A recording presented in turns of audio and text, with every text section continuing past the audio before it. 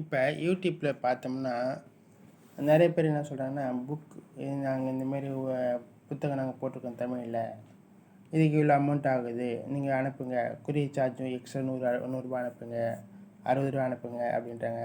சில பேர் என்ன சொல்கிறாங்கன்னா குரியர் சார்ஜே தேவையில்லை, நாங்கள் புத்தகத்தில் 10% தள்ளுபடி செய்து விற்கிறோம் அப்படின்றாங்க. எந்த புத்தகம் தான் நம்ம வாங்குறது? எப்படி தான் நம்ம தமிழ் படிக்கிறது? எப்படி தான் 100 மார்க் வாங்குறது? தெரியல இல்லைங்களா? ஒரே குழப்பமாக இருக்குது. சரி, ஒரு புக்கு வாங்கிடலாம்னு சொல்லிட்டு வாங்கிட்டா இந்த யூடியூப்பில் என்ன சொல்கிறாங்கன்னா அந்த புத்தகத்தை பற்றி, இந்த புத்தகமாக வாங்கினீங்க, இந்த புத்தகத்தில் எவ்வளோ தப்பு இருக்குது பாருங்கள் அப்படின்னு எவிடன்ஸ் சொல்கிறாங்க. எவிடன்ஸுக்கு என்ன செய்கிறாங்க? ஏதாவது ஒரு பள்ளி புத்தகத்தை எடுத்துக்கிறாங்க, அதையும் கம்பேர் பண்ணுறாங்க. இங்கே பாருங்கள், இந்த புத்தகத்தில் எப்படி போட்டிருக்கு, இவங்க இப்படி தப்பாக போட்டிருக்காங்களே, ஏன் இப்படிலாம் பண்ணுறாங்க அப்படின்னு சொல்லிட்டு அந்த புத்தகமே வேணான்ற மாதிரி சொல்கிறாங்க. அவங்க அப்டேட் பண்ண சொல்கிறாங்க. அவங்க அவ்வளோ சீக்கிரம் அப்டேட் பண்ண மாட்டாங்க.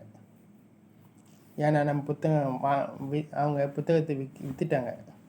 இனிமேல்ட்டு அடுத்த இதில் திருத்தி பதிப்பு நாங்கள் போடலாம், செய்யலாம். இது சில பேர் என்னென்னா புத்தகம் போடுறாங்க, நம்ம வாங்குகிறோம், தப்பு இருக்குது. தப்பு எப்படி கண்டுபிடிக்கிறீங்க? நம்ம பள்ளி புத்தகம் படிச்சிருக்கோம், அதில் தான் அந்த புத்தகத்தில் என்ன தப்பு இருக்குது நம்மளால் கண்டுபிடிக்க முடியுது இல்லைங்களா? பள்ளி புத்தகம் படிக்கலைன்னா ஏதாவது தப்பு உங்களால் கண்டுபிடிக்க முடியுமா? முடியவே முடியாது. நாளைக்கே ஒரு ஆன்சர் வருது, நீங்கள் டிஎன்பிஎஸ்சி எழுதுறீங்க, அதுக்கு அதே விட நீங்கள் எழுதுறீங்க. அப்போ அவன் ஒரு விடையை சொல்லுவான். அப்போ நம்ம தப்புன்னு, நீங்கள் சொன்ன விடை தப்புன்னு எப்படி டிஎன்பிஎஸ்சிக்கு நம்ம ஆர்கியூமெண்ட் பண்ண முடியும்? பள்ளி புத்தகம் மட்டும்தான். ஞாபகத்தில் வச்சுக்கோங்க, பள்ளி புத்தகம் மட்டும்தான். ஆமாம், சரி, அப்போ அந்த புக்கு வாங்க வேணாமா? வாங்குங்க.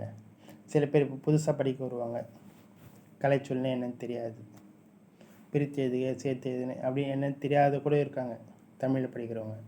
அப்படின்னு என்னன்னு சொல்லிட்டு சும்மா தெரிஞ்சுக்கலாம். புத்தகத்தை ஓப்பன் பண்ணுறோமா, கலைச்சொல் தமிழ்லேருந்து இங்கிலீஷ் மாறுது, பிரித்து எழுதுக, 2 எழுத்து ஒன்றா சேர்த்து எழுதணும் அப்படின்னு ஒரு பேசிக். இந்த பேசிக் நமக்கு தெரியணும். அது இதெல்லாம் நம்ம சிலபஸில் இருக்குது அப்படின்னு அவங்களுக்கு தெரியணும். அதுக்காக புத்தகத்தை வாங்கிக்கலாம். புத்தகத்தை வாங்கிக்கிங்க, பள்ளி புத்தகங்களை வாங்கிக்கிங்க, முடிஞ்ச அளவுக்கு பள்ளி புத்தகங்களை வாங்குங்க. ஏன்னா இப்போ இன்னும் 2 மாதத்தில் பள்ளி எக்ஸாம் ஆரம்பிச்சிருச்சு. இந்த மாதம் ஆரம்பிச்சிடும். இப்போ பிப்ரவரி முடிஞ்சிருச்சு, மார்ச்சில் +1 +2 ஆரம்பிக்கிறாங்க, அடுத்தது 10th ஆரம்பிப்பாங்க, அப்புறமா சின்ன கிளாஸ் 6 8 1 2 3 எல்லாமே ஆரம்பிச்சிருவாங்க. இந்த சமயம் சரியான நேரம். நீங்கள் என்ன பண்ணுறீங்கன்னா பள்ளி புத்தகங்களில் மாணவர்களை தேடி போய் வாங்குங்க. ஆனால் இப்போ பார்த்தீங்கன்னா எல்லார் வீட்லேயும் டிஎன்பிஎஸ்சி படிக்கிறாங்க, எல்லார் வீட்லேயும் போலீஸ் படிக்கிறாங்க. அந்த மாணவர்கிட்ட ஒரு புக்கு வாங்குறது எவ்வளோ கஷ்டமாக இருக்குது.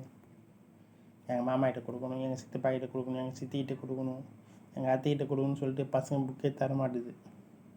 அப்புறம் எப்படி தான் வாங்குறது? ஆன்லைனில் வாங்குங்க, பழைய புத்தகங்களில் வாங்குங்க. ஆமாம், பழைய புத்தகங்களில் கூட நிறையா புக்கு நான் வாங்கியிருக்கேன். அங்கே வாங்கினா ரொம்ப கம்மி ரேட்டு பழைய புத்தகங்களில். மனசாட்சி பிரகாரம் மனசாட்சியோடு எடுத்து வச்சு தராங்க சில பேர் பொறுப்பாக. சில பேர் புத்தகத்தை கலெக்ட் பண்ணி விற்கவும் செய்கிறாங்க பழைய புத்தகங்களை. நம்ம அதேமாரி பழைய புத்தகங்களையும் பார்த்து வாங்கிக்கலாம். அதுமாரி இல்லை ஆன்லைனில் சென்னைக்கு போங்க, இல்லை ஆன்லைனில் வாங்குற மாரி யூடியூப்பில் பாருங்களேன், எப்படி ஆன்லைனில் புத்தகம் வாங்குறது அப்படின்னு சொல்லிட்டு யூடியூப்லேயும் வருது. எப்படி ஆன்லைனில் புத்தகம், அது வீட்டுக்கு வந்தது, கரெக்டாக வந்துடுதுங்க. நான் வாங்கியிருக்கேன் புத்தகத்தை. நிறைய வழிகள் இருக்குது. நம்ம புத்தகத்தை வாங்கிட்டு புத்தகம் ஃபுல்லாக உட்காந்து படிக்க வேண்டாங்க. புக் பேக்கில் இருக்குது பார்த்தீங்களா, அந்த வினாக்கள் அதெல்லாம் படித்தா போதும். ஏன்னா அதான் இப்போ சிலபஸே வந்திருக்கு. பிரித்து எழுதுக, சேர்த்து எழுதுக, கலைச்சொல் எழுதுகள், ஒரு பேரா கொடுத்துட்டு அதுலேருந்து விடை எடுக்கிறது, இது எல்லாமே இதில் தான் வந்திருக்கு. அதனால் மறு பெயர்கள், ஊர் பெயர்கள் எல்லாமே அங்கே தான் இருக்குது, புக் பேக்கில் தான் இருக்குது. முதல்ல இருந்தது தான், இப்பயும் அதே தான் இருக்குது. இலக்கணம், திருக்குறள் எல்லாம் புத்தகத்தில் இருக்குது. அதை தாண்டி எங்கேயும் வெளியே போக மாட்டாங்க. அதில் முடிஞ்ச அளவுக்கு பள்ளி புத்தகங்களை பாருங்கள். உங்களுக்கு இது போதுன்னு நினைக்கிறேன். இல்லை எந்த புத்தகம் வாங்குறது அப்படின்னு நீங்கள் எதாவது கமெண்ட் பண்ணுற மாதிரினா என்னுடைய வீடியோ கீழே கமெண்ட் பாக்ஸில் எழுதுங்க. இந்த புத்தகத்தை வாங்க நல்லாயிருக்கும், பள்ளி புத்தகத்தோடு இது வாங்கினா நல்லாயிருக்கும் நீங்கள் நினச்சிங்கன்னா சொல்லுங்கள். பார்க்கலாம் எந்த புத்தகம் நல்லா இருக்குது அப்படின்னு நம்மளும் வாங்கி பார்க்கலாம். அதனுடைய புத்தகத்துடைய கருத்துக்களை நீங்கள் சொல்லுங்கள். நல்ல புத்தகமாக நம்ம பார்த்துக்கலாம். இருந்தாலும் என்னுடைய கருத்து என்னென்னா பள்ளி புத்தகங்கள் மட்டும்தான். நான் சொல்கிறது என்னென்னா பள்ளி புத்தகம் மட்டும்தான். ஏன்னா நாளைக்கே டிஎன்பிஎஸ்சி ஒரு கொஸ்டின் இது தப்பு அப்படின்னு சொல்லும்போது நம்ம சொல்லலாம், இல்லை தப்பு கிடையாது, சரி, எவிடன்ஸ் பக்கத்து ஜெராக்ஸ் போட்டு இமெயில் அனுப்பலாம். அதனால் பள்ளி புத்தகத்தை பாருங்கள், நல்ல மதிப்பெண் எடுக்கலாம். இன்னும் கொஞ்சம் கஷ்டம்தான். பள்ளி புத்தகம் நிறையா இருக்கும். ஒவ்வொரு பாடத்துலேயும் பிரித்து எழுதி கண்டுபிடிக்கணும், சேர்த்து எழுதி கண்டுபிடிக்கணும். ஒரு நோட்டு போட்டுக்குங்க, எழுத ஆரம்பி. நீங்களே எழுதுங்களா. ஒரு புத்தகத்தை யாரும் எழுதின புத்தகத்தை தப்பு தப்பாக படிக்கிறதோட நம்ம ஒரு நோட்டு போடுவோம். பிரித்து எழுதுங்க. ஒரு நாளைக்கு 6வதுக்கு பிரித்து எழுதுங்க, இன்னொரு நாளைக்கு 7வதில் பிரித்து எழுதுங்க. இல்லை ஒரே நாள் கூட உட்காந்து எல்லாத்தையும் உங்களால் முடியுதா ஃபுல்லாக எழுதுங்க. சிலபஸ் எடுத்து கையில் வச்சுக்கோங்க. சிலபஸில் என்ன இருக்கோ, ஒரு சிலபஸில் இது இருக்குது, புக்கில் எங்கே இருக்குது, லைனாக எழுதுங்க, வந்துட்டு போகுது. ஓகேவா. நீங்களே ஒரு புத்தகம் அடிக்கலாம், தப்பு தவறு இல்லாமல் அழகாக தெளிவாக அடிக்கலாம். அந்த அளவுக்கு டேலண்ட் ஆகிடலாம். அப்போ நீங்கள் புத்தகத்தை தமிழில் என்ன 100க்கு 100 வாங்கலாம். ஆமாம், நம்ம தாய்மொழியில் நம்மளால் வாங்க முடியாதா, வாங்கலாம். அப்படியே இப்போ அட்டன் பண்ணலாம். அட்டன் பண்ணால் கூட ஒரு 40 மார்க் வரும். தகுதி தேர்வில் 40 மார்க் வாங்கினா போதும் இல்லையா. அந்த மதிப்பெண் நம்மளால் எடுக்க முடியும்.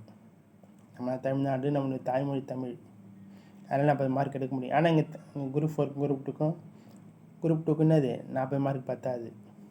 தமிழில் நம்ம வாங்குற மார்க் எல்லாமே நமக்கு தேவை. ஒவ்வொரு மார்க்கும் நம்ம அரசு பணியில் அமர்வதற்கு, அந்த அரசு சீட்டில் உட்காரதுக்கு நமக்கு தேவை. அதனால் தமிழ் புக்கை நல்லா படிங்க, வாழ்க்கையில் வெற்றி அடையலாம். நன்றி. உங்களுக்கு ஏதாவது கருத்து இருந்தால் கமெண்டில் சொல்லுங்கள். நம்ம அடுத்த வீடியோவில் அதையும் சேர்த்து சொல்லுவோம். நன்றி.